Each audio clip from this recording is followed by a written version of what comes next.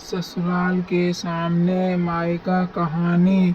गांव के उस किनारे पर दो आमने सामने मकान थे।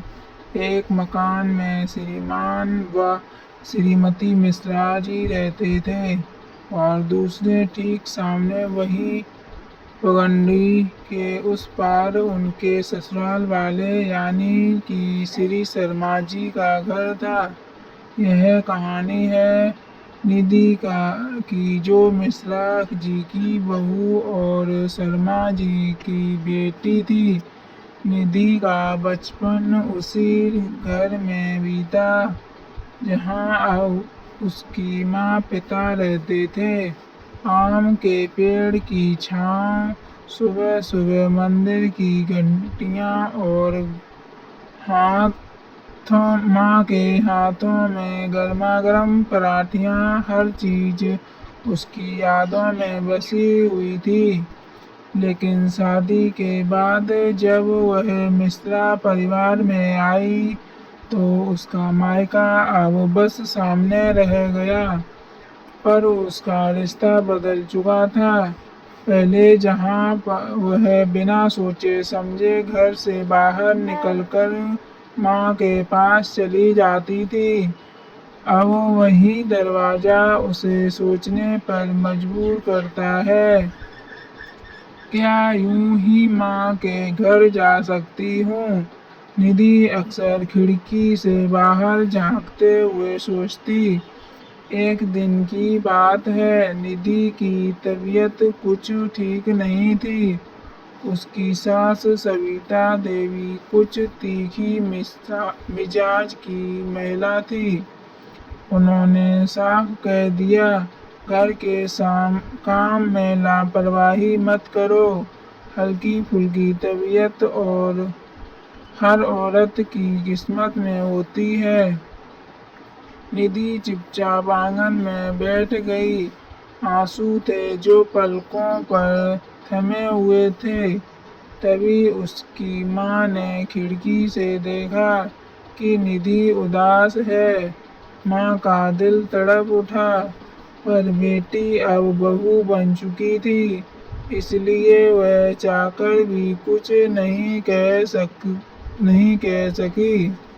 बस शाम को जब निधि के पति राहुल घर आए, माँ ने चुपके से एक पुड़िया हल्दी वाला दूध उनके हाथ भिजवा दिया। राहुल समझदार था। उसने निधि से कहा, चलो आज माँ के यहाँ चलते हैं, बहुत दिन हो गए। निधि की आंखों में चमक आ गई, लेकिन साथ ही एक झिलक भी। क्या सासू माँ बुरा तो नहीं मानेगी? उसने डरते हुए पूछा। राहुल मुस्कुरा पड़ा, मैं बात कर लूँगा, तुम बस तैयार हो जाओ। उस दिन जब निधि माँ के घर गई तो जैसे सारी थकान उतर गई। माँ के हाथों की गर्म रोटियाँ, पापा के प्यार से भरे सवाल और छोटी बहन की शरारतें, सब कुछ पहले जैसा ही था। बस निधि अब पहले जैसी नहीं रही थी। जिम्मेदारियों का बोझ उसकी आंखों में साफ झलक उठता था। कुछ ही समय में निधि ने समझ लिया कि अब उसके दोनों घर के, एक जहाँ वह पली बड़ी और एक जहाँ अब उसका संसार बस रहा था, वह दोनों को जोड़ने वाली एक कड़ी बन गई। मायके में बैठकर जब वह अपनी सास के लिए अचार बनाने की विधि माँ से पूछती, तो माँ की आंखें नम हो जाती। अब तू पराई हो गई है बेटा, माँ कहती, और निधि बस मुस्कुरा देती। ससुराल में भी उसने धीरे धीरे सबका दिल जीत लिया। जब कभी सविता देवी बीमार पड़ती तो वही निधि दिन रात सेवा में लगी रहती। एक दिन सासू माँ ने ही कहा, तुम्हारी माँ ने बड़ी संस्कारी बेटी पाली है, कभी कभी उनसे मिलने जाया करो, अच्छा लगता है। उस दिन निधि ने पहली बार बिना झिझक के माँ के घर का दरवाजा खटखटाया। माँ ने जब दरवाजा खोला तो जैसे एक नई शुरुआत हुई। कुछ महीनों बाद गांव में एक नई परंपरा शुरू हुई, पाक कला, जिसमें बहुओं और बेटियों को अपने अपने व्यंजन प्रस्तुत करने थे। निधि ने माँ से सीख कर खट्टा मीठा आम का अचार बनाया, जो प्रतियोगिता में पहला स्थान लाया। स्टेज पर जब घोषणा हुई कि मिश्रा परिवार की बहू निधि शर्मा को प्रथम पुरस्कार दिया जाता है, तो दोनों घरों के चेहरे गर्व से चमक उठे।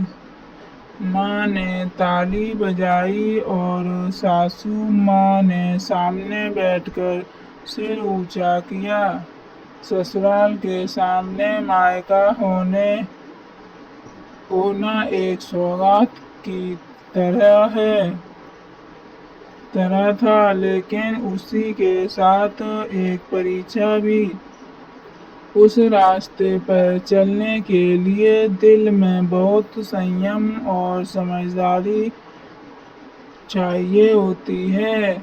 निधि ने वह रास्ता चुन लिया था जिसमें उसने न अपने रिश्तों को बोझ समझा, न खुद को। अब वह हर सुबह अपने आंगन में से माँ के आंगन तक नजरों से नमस्ते कर देती थी, बिना दरवाजा खटखटाए, बिना आवाज दिए, क्योंकि अब वह समझ चुकी थी कि दिल के रिश्तों को जुबान की जरूरत नहीं होती, बल्कि इंसान दिमाग की जरूरत होती है।